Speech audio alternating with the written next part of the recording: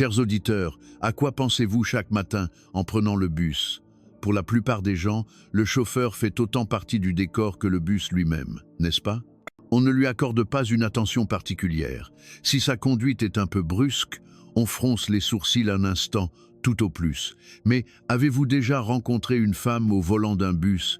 En France, bien que cela devienne plus courant, cela reste assez rare pour susciter la curiosité. Et si cette femme était étrangère, conduisant personnellement un grand autocar de tourisme?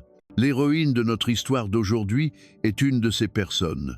Née en Ukraine, elle est venue en France pour suivre le rêve de son père. Aujourd'hui, elle est au volant de son propre autocar, partageant chaque jour la beauté de la France avec ses passagers.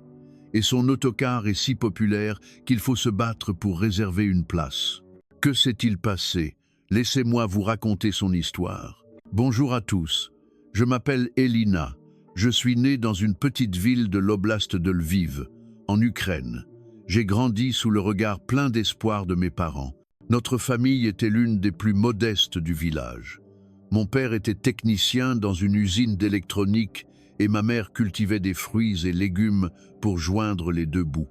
Comme la plupart des familles de notre village, nos journées étaient rudes. Malgré cela, mes parents avaient des attentes différentes pour moi, surtout mon père. Chaque soir, au dîner, il répétait la même phrase. « Elina, notre vie s'arrêtera ici, mais toi, tu dois absolument aller en France. » Au début, je ne comprenais pas. Pourquoi la France, précisément?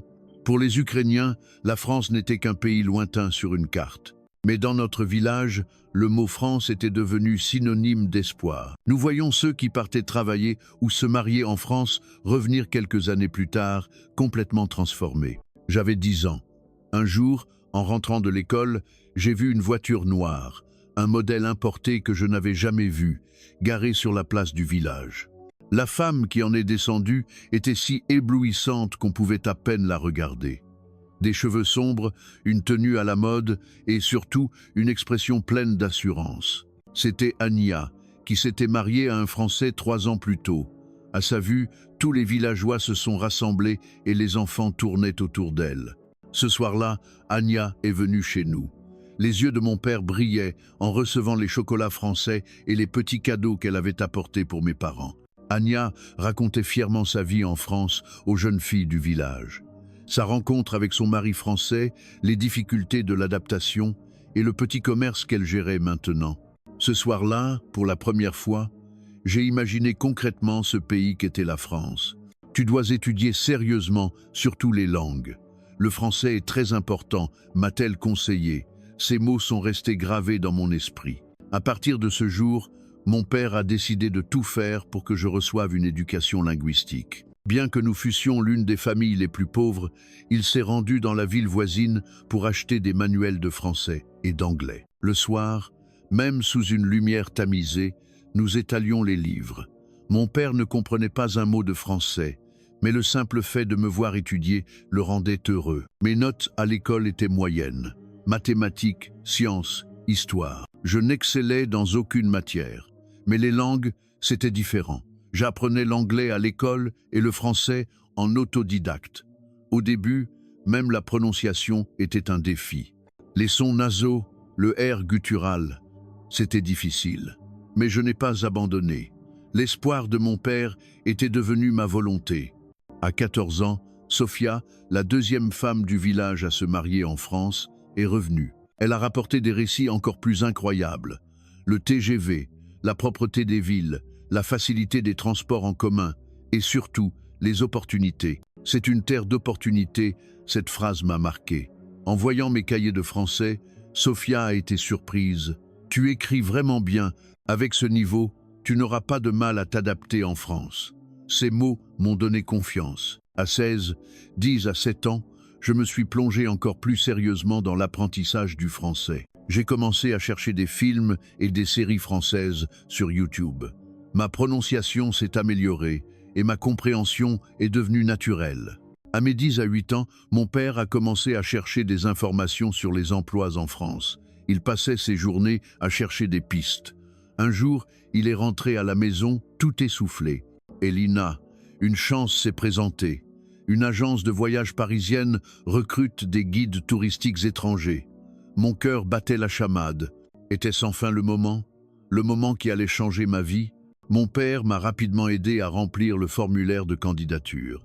Nous avons tourné une vidéo où je faisais une visite guidée en français. Nous avons souligné ma maîtrise de l'anglais et du français, ainsi que mon intérêt pour la culture française. 2 semaines après avoir postulé, par miracle, j'ai reçu une réponse positive. L'agence Paris Découverte m'offrait une chance de travailler comme guide pour les touristes étrangers. Mes parents ont pleuré, des larmes de joie, mais aussi de séparation. Tu réussiras, c'est sûr, au moins là-bas, vis en souriant. J'ai gravé ces dernières paroles de mon père dans mon cœur. J'ai mis toute ma fortune et mes rêves dans une petite valise et j'ai pris l'avion pour la France. C'était la première fois que je prenais l'avion. Par le hublot, je regardais ma terre natale rapetisser. La peur et l'excitation se mêlaient. Un voyage sans retour commençait.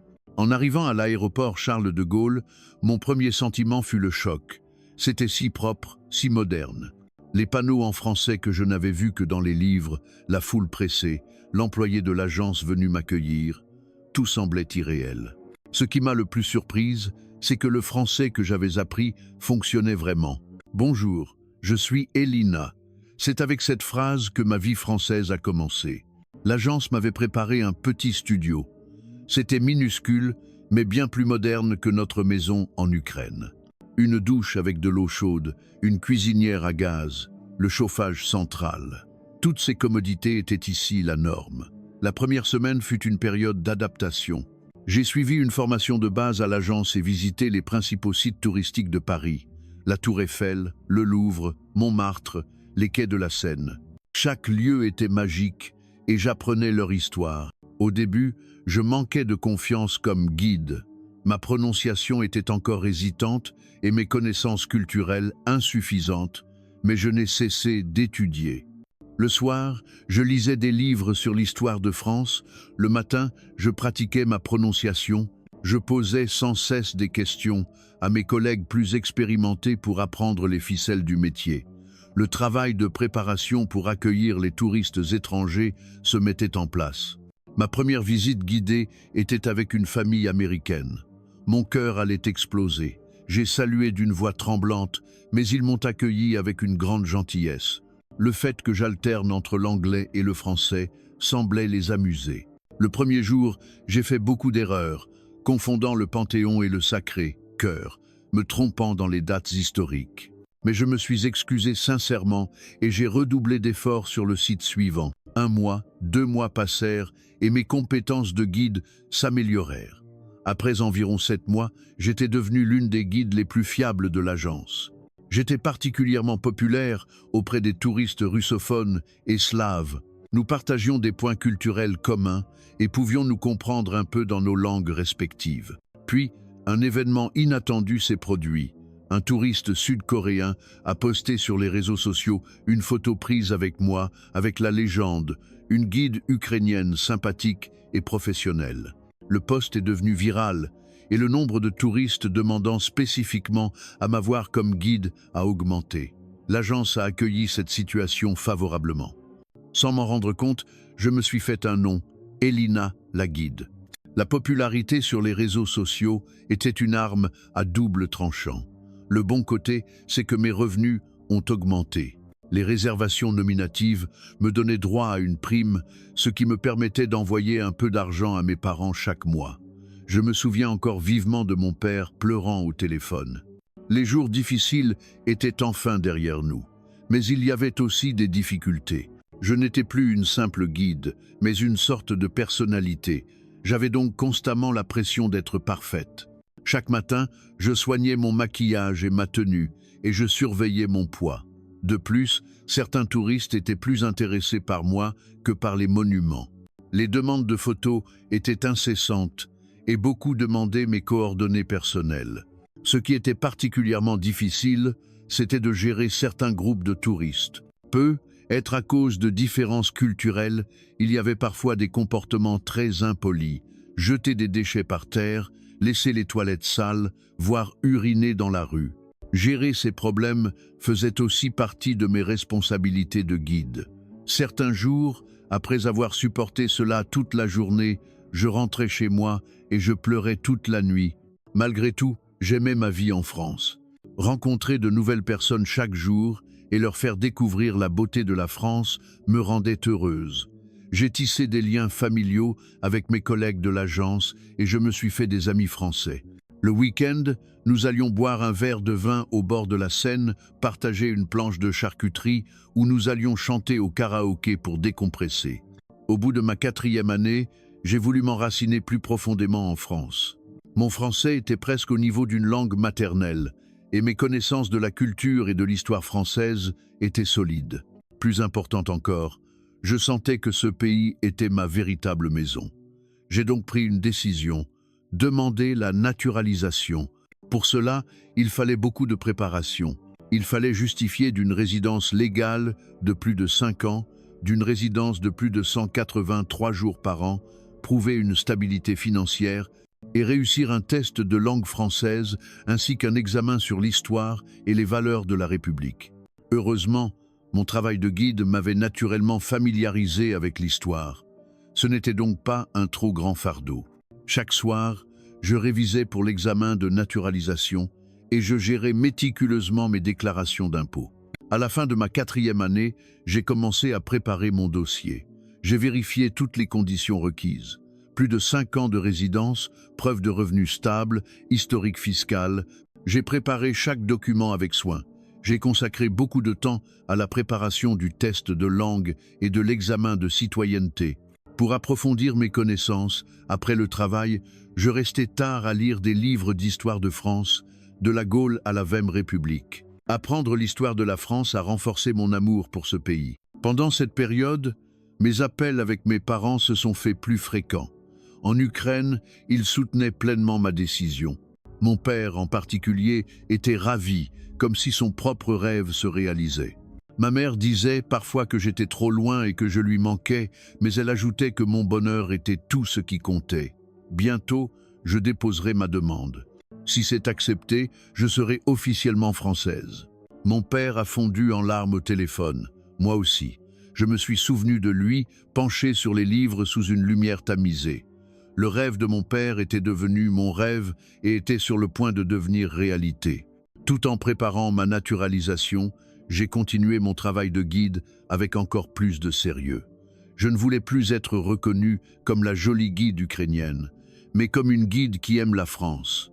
Je me suis efforcé de montrer aux touristes une facette plus profonde du pays, développant des itinéraires qui allaient au-delà des circuits touristiques classiques pour présenter le quotidien et la culture des Français. Face à l'examen, mes sentiments étaient mitigés, excitation et peur. Avais-je vraiment le droit de devenir française? Pourrais-je vraiment ressentir et penser comme une Française? Ces doutes m'assaillaient, mais j'en suis vite venu à une certitude. Mon cœur était déjà français. Il ne s'agissait que de changer ma nationalité administrative. Mon identité était déjà profondément enracinée dans cette terre. J'ai réussi l'examen de naturalisation sans encombre. Quand j'ai appris la nouvelle, j'étais seul à l'agence et j'ai pleuré. Le certificat d'acceptation en main, je n'arrivais pas à retenir mes larmes au téléphone.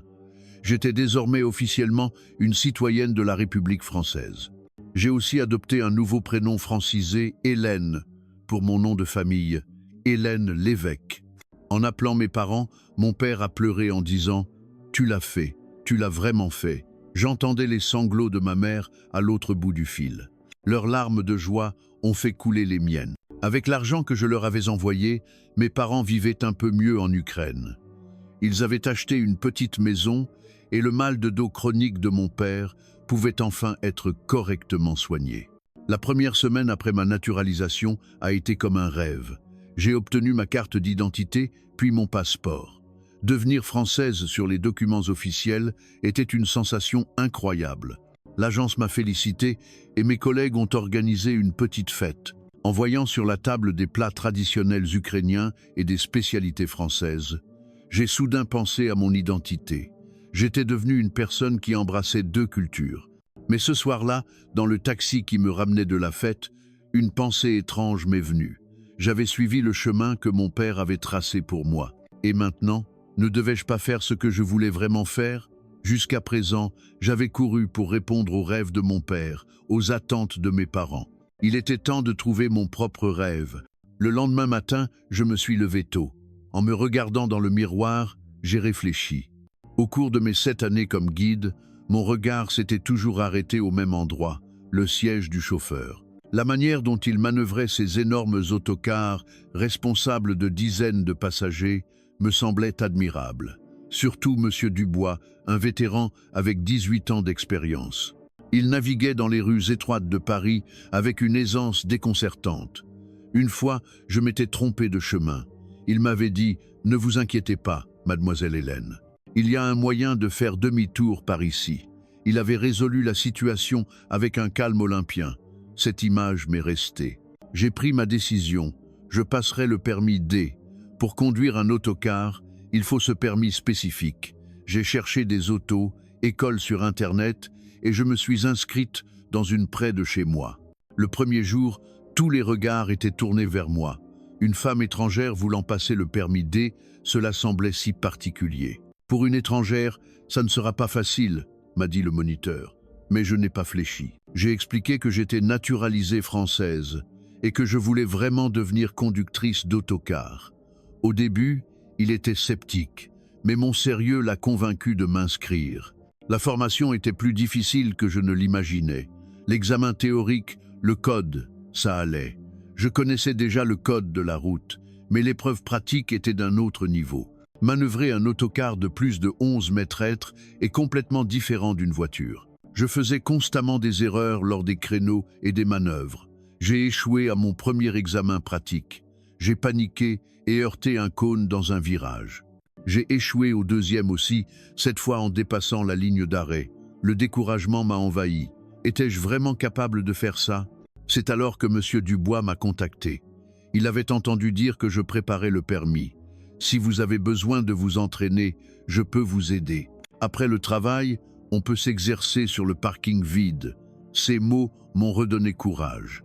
Chaque soir, après la fin de la journée de travail, je m'entraînais avec M. Dubois sur le parking désert. Grâce à ses conseils précis, j'ai progressé rapidement. Le volant, plus de douceur. Un bus, ce n'est pas une voiture, il faut conduire avec souplesse. Chacun de ces conseils était précieux. Troisième tentative.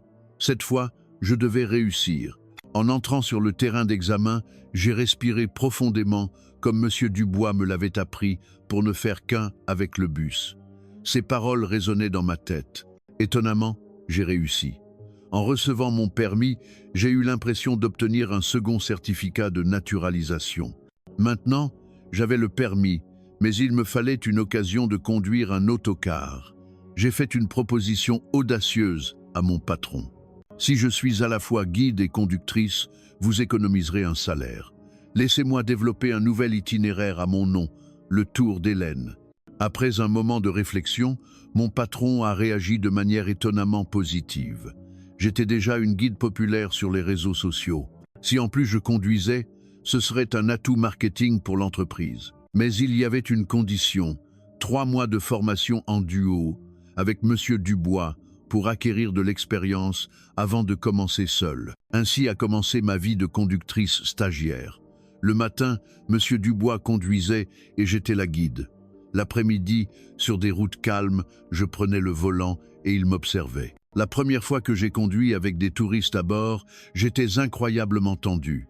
Mes mains étaient moites, ma voix tremblait. Mais je me suis vite habitué. Gérer la conduite, tout en donnant des explications, est devenu de plus en plus naturel. 3 mois plus tard, le jour de mon premier voyage en solo est arrivé. L'itinéraire, que j'avais conçu moi-même, s'appelait « Les trésors cachés d'Île-de-France ». Un voyage de Paris à des villages pittoresques et des marchés traditionnels en banlieue. Tôt le matin, au dépôt, j'ai inspecté le bus, vérifié le niveau d'huile. Tout devait être parfait. En accueillant mes premiers passagers, mon cœur battait à tout rompre. Bonjour à tous, je suis Hélène, et je serai aujourd'hui votre guide et votre conductrice. J'ai vu le changement sur leur visage. Une femme, étrangère, au volant d'un autocar, cela les intriguait. Mais leur scepticisme n'a pas duré. Ma conduite assurée et mes explications fluides en français les ont vite convaincus. À la fin de ce premier voyage réussi, j'ai ressenti une fierté indescriptible. Je n'étais plus perçue comme la jolie guide étrangère, mais comme une véritable professionnelle. Le Tour d'Hélène a rapidement gagné en popularité. Sur les réseaux sociaux, le concept d'une guide qui conduit elle-même son bus est devenu un sujet de conversation. Mes circuits étaient complets des mois à l'avance.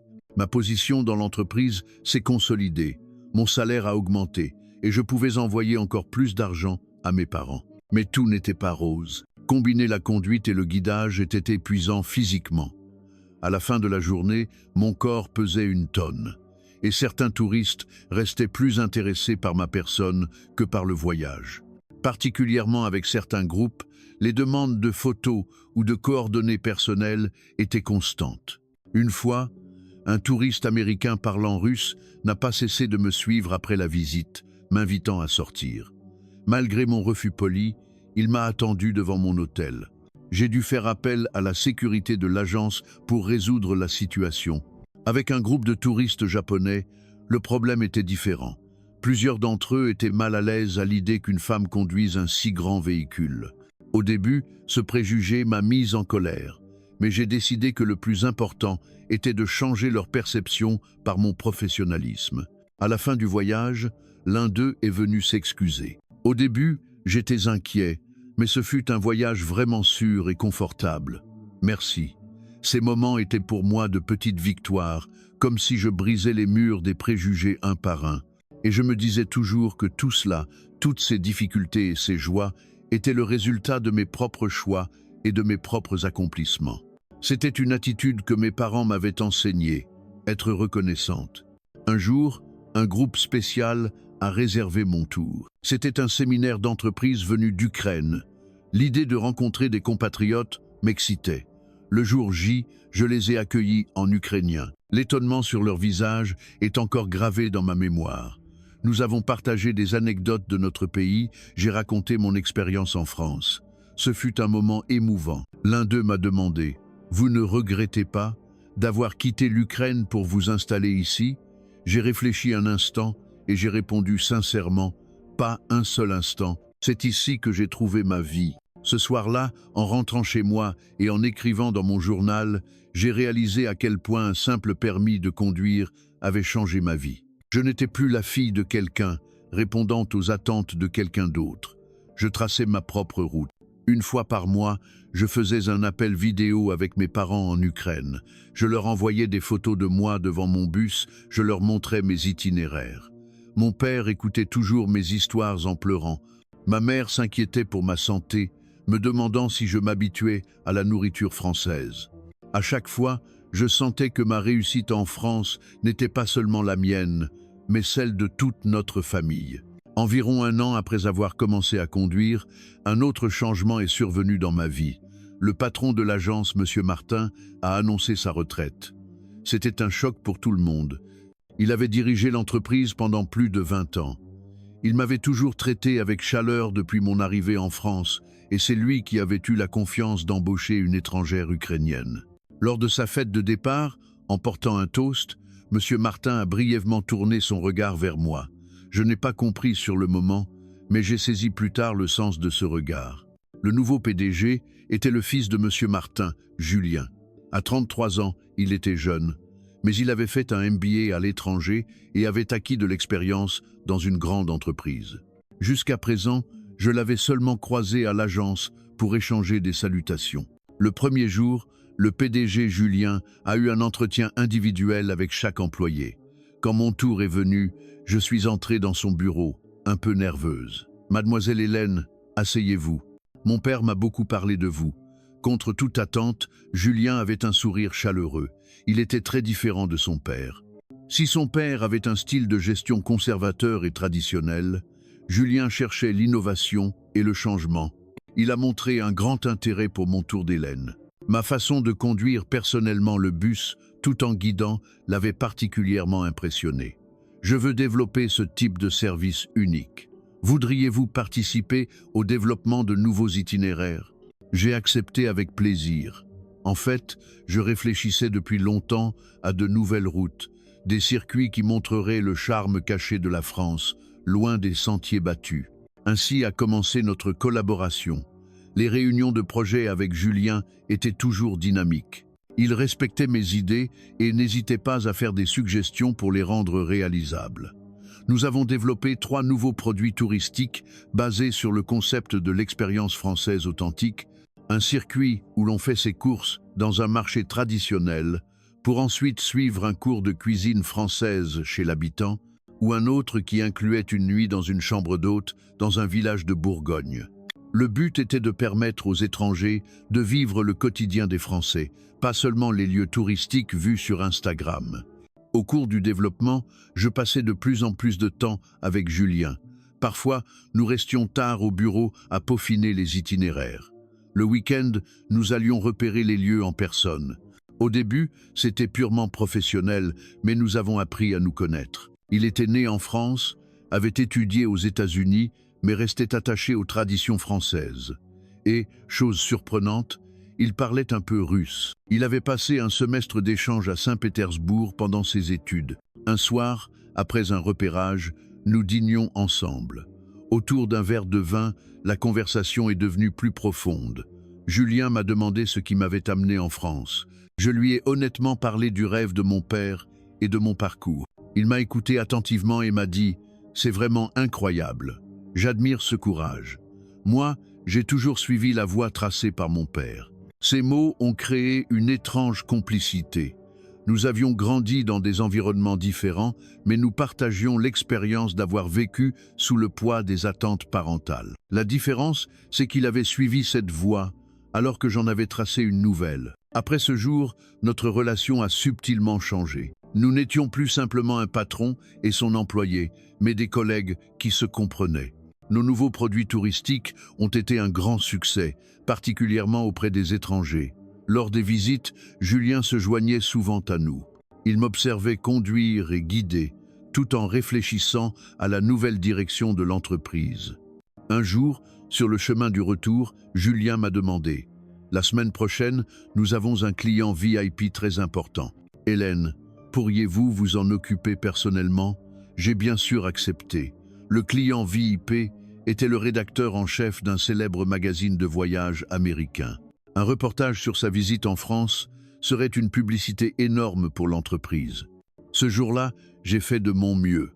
Le rédacteur en chef était ravi, particulièrement impressionné par ma formule unique de guide-conductrice.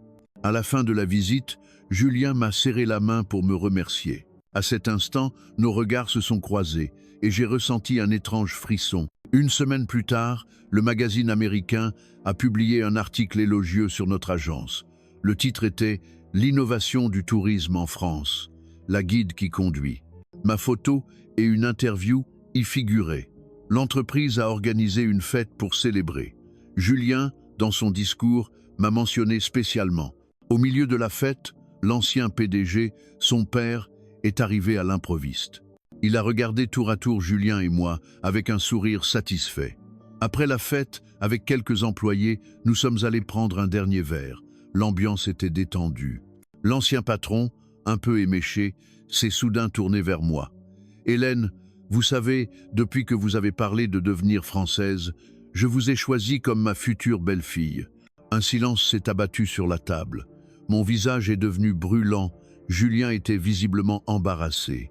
Mais son père a continué, imperturbable. « Et quand vous avez dit que vous vouliez conduire un bus, j'ai applaudi intérieurement. Je me suis dit, c'est elle. » Dans le silence gênant, j'ai fini par éclater de rire. Julien s'est mis à rire aussi. L'atmosphère embarrassante s'est transformée en un éclat de rire joyeux. Ce soir-là, Julien a proposé de me raccompagner. Dans la voiture, nous avons parlé de la sortie de son père. « Mon père est trop direct, je suis désolé », a-t-il dit. Ces mots m'ont un peu déçu, mais il a ajouté « En fait, ce que mon père a dit n'est pas complètement faux. Je voulais juste être le premier à vous le dire. » Ce soir-là, pour la première fois, nous avons partagé nos vrais sentiments.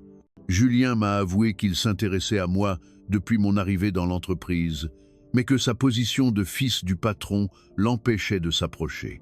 Il a ajouté que lorsqu'il m'a vu commencer à conduire, il a été encore plus attiré par mon esprit de défi et ma passion. Notre relation s'est développée naturellement. Sur le plan professionnel, nous formions une équipe de rêve. Le sens des affaires de Julien et mon expérience du terrain se sont combinés pour propulser l'entreprise vers de nouveaux sommets. Ensemble, nous avons élargi notre offre d'expériences personnalisées pour les étrangers et réussi à attirer des touristes d'Europe de l'Est, y compris d'Ukraine. Après être devenus un couple, nous avons maintenu une image strictement professionnelle au bureau. Nous n'avons annoncé notre relation à nos collègues que 6 mois plus tard. Heureusement, tout le monde nous a félicités. L'ancien PDG a crié « Enfin !» comme si un plan de longue date se réalisait enfin. Avec Julien, je ne vivais plus selon le plan de quelqu'un d'autre. J'avais l'impression de concevoir ma propre vie. Il respectait mes rêves et mes objectifs, me soutenant toujours pour aller de l'avant. Et grâce à lui, j'ai pu inviter mes parents d'Ukraine en France. Pour la première fois, j'ai pu leur montrer mon travail et ma vie. Mon père a pleuré en voyant le bus que je conduisais. Ma mère a tout de suite adoré Julien. Julien et moi nous complétions parfaitement. Sa stabilité et mon esprit d'aventure, ses connaissances en gestion et mon expérience du terrain créaient une synergie. Nous faisions grandir l'entreprise tout en trouvant notre bonheur personnel. Un jour, en nous promenant sur les bords de la Seine, Julien m'a demandé « As-tu des projets pour l'avenir ?» J'ai réfléchi et j'ai répondu « Je ne veux plus vivre selon le plan de quelqu'un d'autre. Je veux concevoir ma propre vie. Et j'espère que tu feras partie de ce voyage. » Julien a souri et m'a serré la main. Ce soir-là, en regardant la lune se lever sur la Seine, nous avons dessiné notre avenir. Le fait d'avoir un partenaire pour courir à mes côtés et non plus seul me rendait plus forte. Maintenant, tout comme je tenais le volant de mon bus, je tenais les rênes de ma propre vie. La demande en mariage de Julien s'est faite de la manière que je préférais, dans l'autocar. Il m'a dit que c'était un jour spécial et que nous allions faire un tour sur mon itinéraire préféré. Je me suis assise au volant et au moment où j'allais démarrer, il a sorti une petite boîte.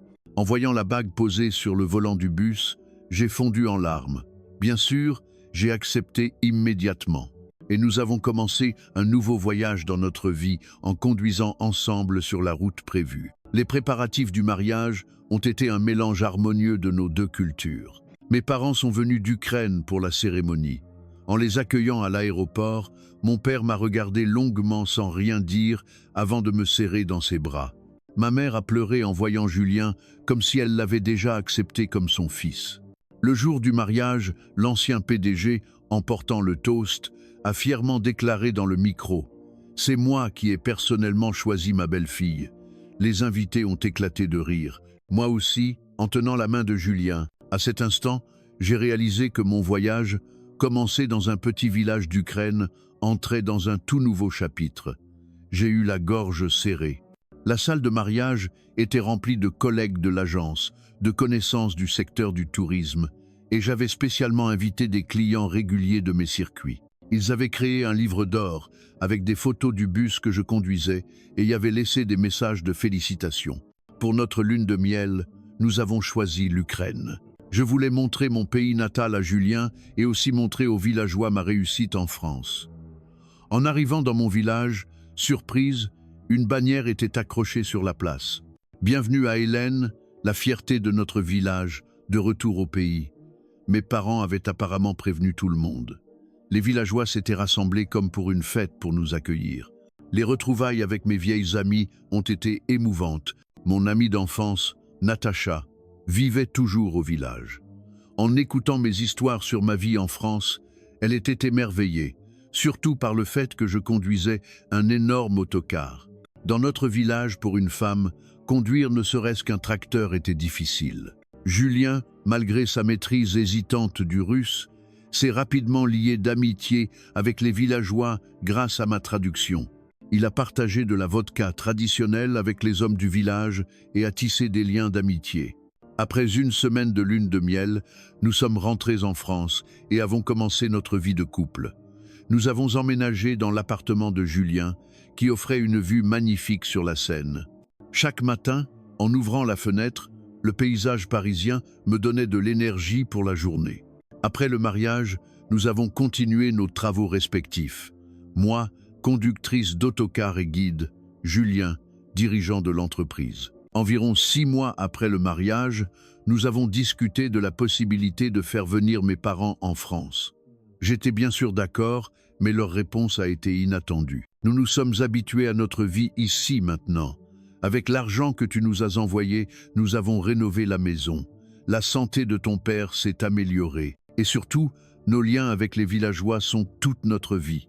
J'ai respecté leurs décisions, même si j'étais un peu triste. Nous avons promis de nous rendre visite en Ukraine 1 fois par an. Pour notre premier anniversaire de mariage, Julien et moi avons lancé un nouveau projet pour l'entreprise, intitulé Jeunesse Infinie à la française. Il s'agissait d'un circuit permettant de vivre la vie d'un lycéen français. Les touristes étrangers pouvaient porter un uniforme scolaire français, déjeuner à la cantine de l'école et participer à des activités périscolaires. L'idée a eu un succès phénoménal auprès des touristes japonais, chinois et d'Asie du Sud-Est. Beaucoup d'entre eux, qui avaient grandi en regardant des films ou des séries françaises, étaient fascinés par la vie scolaire en France. En menant ce projet, j'ai ressenti une satisfaction encore plus grande. Je n'étais plus simplement une organisatrice de visites, mais une ambassadrice de la culture française dans ses aspects les plus profonds. Mon image au volant du bus, transportant des touristes étrangers en uniforme, est devenue un sujet de conversation sur les réseaux sociaux. La réputation de Hélène, la guide, a encore grandi. Julien a toujours soutenu mes idées et ma passion. Il était un pilier solide sur lequel je pouvais m'appuyer pour relever de nouveaux défis. Pour notre 2e anniversaire de mariage, l'entreprise avait encore grandi. Nous avons ouvert des bureaux à Lyon et à Marseille. J'étais désormais également chargé de la formation des nouveaux guides. Partager mon expérience avec des guides d'origine étrangère était particulièrement enrichissant. Je leur apprenais à comprendre la culture française, à communiquer avec les touristes et surtout à conduire un bus. On m'a surnommé l'école Hélène. Un jour, des clients spéciaux ont réservé mon tour, des employés de l'ambassade d'Ukraine. Ils voulaient organiser une expérience culturelle française pour le nouvel ambassadeur d'Ukraine en France. Ce voyage avait une signification particulière pour moi. C'était l'occasion de présenter ma 2e patrie, la France, aux représentants de mon pays d'origine. À la fin de la visite, l'ambassadeur m'a remercié et m'a proposé de participer à des événements d'échange culturel entre l'Ukraine et la France. Je suis ainsi devenu un petit pont entre les 2 pays. Après 3 ans de mariage, Julien et moi formions une équipe encore plus solide. L'entreprise était stable et notre relation s'était approfondie. En respectant et en comprenant nos différences culturelles, nous avions élargi nos horizons. Le week-end, nous parcourions la France pour développer de nouveaux itinéraires. Parfois, nous cuisinions ensemble des plats ukrainiens pour partager les saveurs de mon pays. Aujourd'hui, chaque matin, je m'assois au volant de mon autocar. Hélène, en route pour aujourd'hui. C'est devenu mon rituel pour commencer la journée.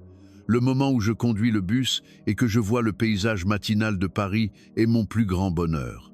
Accueillir les touristes et leur présenter la beauté de la France me procure toujours une immense joie. Il y a des jours difficiles, mais Julien est toujours là pour me soutenir. Je suis maintenant complètement française, légalement et dans mon cœur. Mais en même temps, je chéris mes racines ukrainiennes. Trouver l'équilibre entre ces 2 cultures est parfois difficile, mais c'est mon identité. Conductrice d'autocar, guide, citoyenne française et épouse de Julien. Tout cela, ce sont des choses que j'ai choisies et accomplies moi-même. Je mène maintenant la vie qui me ressemble le plus. Hier, j'ai reçu une bonne nouvelle d'Ukraine.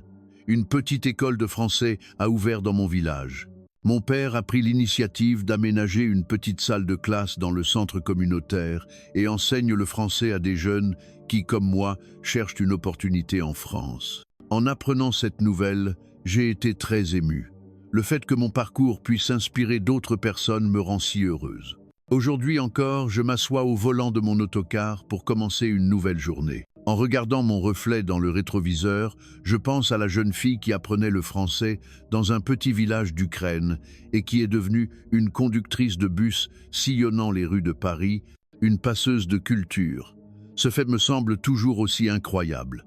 Je tiens le volant J'appuie sur le bouton de démarrage et je me dis « Hélène, en route pour aujourd'hui, vers un autre voyage ». Mais notre histoire n'est pas terminée. L'année dernière, Julien et moi avons pris une décision importante. Contribuer davantage aux échanges culturels entre la France et l'Ukraine. Pas seulement à travers le tourisme, mais en créant un véritable pont qui relie les cœurs des deux peuples. Nous préparons actuellement un nouveau projet, un programme d'échange culturel invitant de jeunes Ukrainiens en France. Julien s'occupe de l'administration et moi de l'introduction culturelle et du guidage sur le terrain. L'objectif est de leur permettre, comme moi, de découvrir la chaleur et les opportunités de la France. Les 10 premiers participants étaient des étudiants universitaires ukrainiens.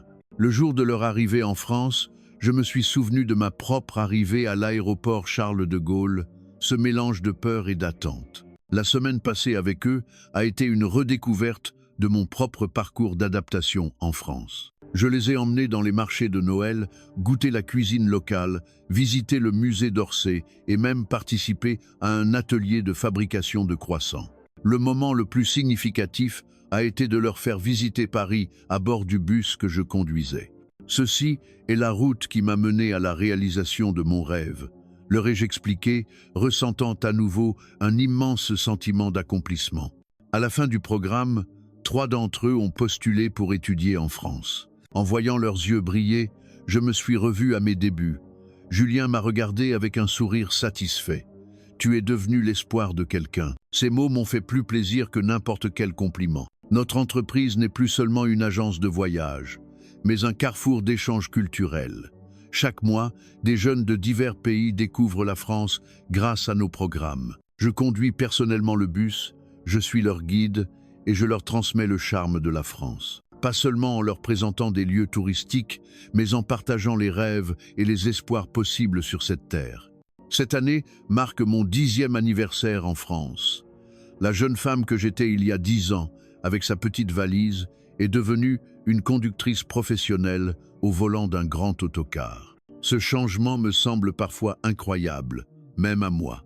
Le mois dernier, le ministère du Tourisme français m'a invité à participer à une nouvelle campagne de promotion. J'ai été choisi comme protagoniste d'une série intitulée « Réaliser son rêve en France ».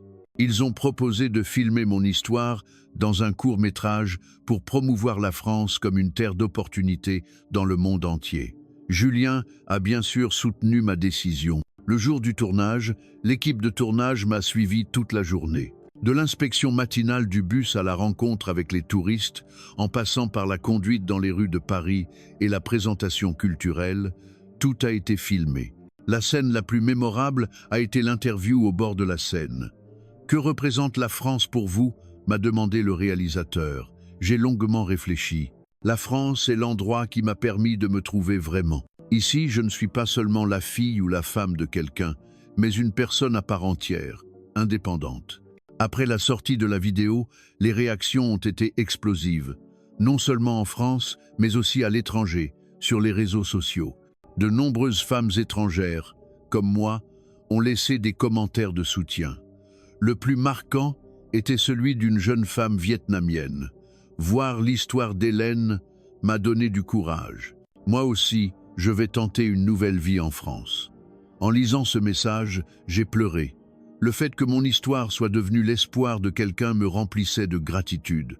Après le succès de la vidéo, les demandes d'interviews de la part des télévisions et des magazines se sont multipliées. Mais j'ai fait des choix prudents. Je ne voulais pas que l'exposition médiatique me fasse perdre mon essence. Je suis Hélène, conductrice d'autocar, pas Hélène la célébrité. Julien a compris mes préoccupations et m'a aidé à filtrer les invitations inutiles. Récemment, nous avons reçu une proposition spéciale. La télévision nationale ukrainienne voulait produire un documentaire sur moi. Le thème de Lviv à Paris, le voyage d'une femme de rêve. Après une longue réflexion, j'ai accepté. Je voulais faire connaître le charme de la France aux Ukrainiens et donner de l'espoir aux jeunes de mon pays natal. L'équipe de tournage a filmé mon village natal en Ukraine et ma vie actuelle en France. Devant la caméra, mes parents ont dit en larmes « Hélène est notre fierté ». Le documentaire devrait être diffusé l'année prochaine en Ukraine. On dit que beaucoup de jeunes l'attendent déjà avec impatience.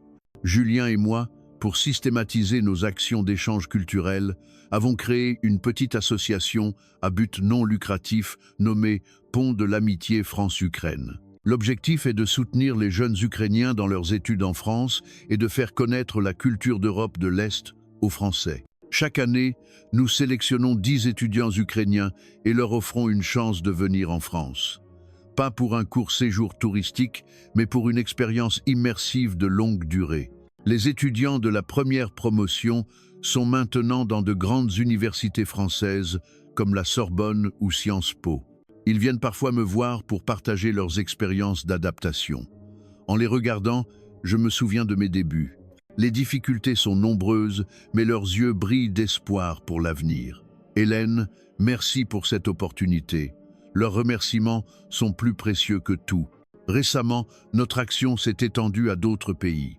Des jeunes de Pologne, de Lituanie, de Lettonie découvrent aussi la France grâce à nos programmes. Chaque fois que je vois leurs yeux pétillants, je ressens à nouveau le sens de mon travail. Je ne suis pas seulement une conductrice de bus, je suis un pont entre le rêve et la réalité. La semaine dernière, j'ai reçu une lettre spéciale. Elle venait de mon village natal. L'expéditrice était une lycéenne de 18 ans, Anna. Elle disait qu'elle apprenait le français dans l'école dirigée par mon père et qu'elle rêvait de venir en France.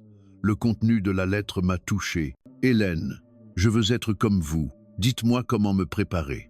Je lui ai immédiatement répondu, partageant mon expérience et lui donnant des conseils pratiques. Et je lui ai promis que si elle venait en France, elle devait absolument me contacter. En lisant cette lettre, je me suis souvenu de mes 18 ans. À l'époque, moi aussi, je rêvais d'un monde inconnu, prêt à relever tous les défis. Le fait que je puisse maintenant être un guide pour quelqu'un d'autre me rend si fier. Julien dit que notre histoire continue de s'écrire. Nous ne sommes pas à un point final, mais à un autre commencement. Ces mots me font hocher la tête profondément. Notre histoire d'amour, notre projet d'échange culturel et notre croissance personnelle sont toujours en cours. Aujourd'hui, c'est le 11e anniversaire de mon arrivée en France. Le matin, comme d'habitude, je m'assois au volant de mon autocar, mais mon humeur est un peu spéciale. Les passagers que je vais accueillir aujourd'hui sont particuliers. Ils font partie d'un projet spécial pour commémorer mes 11 ans en France. Le ministère du Tourisme et notre agence ont collaboré pour inviter des journalistes de 10 pays à découvrir la France. Parmi eux, 2 journalistes ukrainiens. L'idée de montrer ma deuxième patrie, la France, à des compatriotes m'enthousiasme. Hélène, prête, me demande Julien en s'approchant et en me tapotant l'épaule. Nous sommes mariés depuis 5 ans, mais il me fait toujours autant battre le cœur qu'au premier jour, bien sûr. Aujourd'hui, je vais leur montrer le meilleur de la France. Je réponds avec assurance avant de démarrer le moteur. Au son du moteur, je ressens cette excitation familière. Peu importe le nombre d'années, ce moment où je prends la route pour un nouveau voyage me fait toujours vibrer. Notre première destination est Montmartre, pour permettre aux journalistes internationaux de photographier le panorama de Paris et la basilique du Sacré-Cœur. Le bus grimpe les rues sinueuses de la butte. Tout en conduisant, je donne des explications en 3 langues. Anglais, français et ukrainien pour les journalistes de mon pays.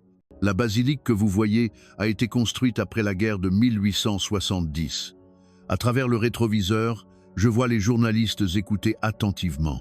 Les yeux des journalistes ukrainiens brillent d'une lumière particulière. Arrivé au sommet, tout le monde est émerveillé par la beauté de Paris. Le journaliste ukrainien, Andriy, s'approche de moi. « Hélène, c'est vraiment impressionnant. Vous n'êtes pas seulement une guide, vous êtes une ambassadrice de la France. » Ces mots me vont droit au cœur. Je ne fais que partager l'amour que j'ai pour ce pays. L'après-midi, le programme est une surprise que j'ai préparée. Je les emmène dans un marché traditionnel que je fréquente pour leur faire vivre le quotidien des vrais Parisiens. Au marché, je discute avec les commerçants, j'achète des fruits frais et je leur fais goûter des spécialités sur le pouce. Les journalistes sont plus intéressés par cette expérience authentique que par les grands sites touristiques. Les journalistes ukrainiens, en particulier, me posent des questions sur mon adaptation. C'était difficile au début, bien sûr. Surtout, la langue et les différences culturelles. Mais la gentillesse des Français m'a aidé à surmonter les difficultés. En fin de journée, je les emmène voir le coucher de soleil depuis le pont des Arts. Assis dans le bus que je conduis, tout en regardant le soleil se coucher sur la Seine, nous avons notre dernière conversation. Alors, qu'avez-vous pensé de cette journée? Le journaliste allemand prend la parole en premier. Cela a complètement changé mon image de la France. Ce n'est pas seulement un pays technologiquement avancé, mais un lieu plein de chaleur humaine.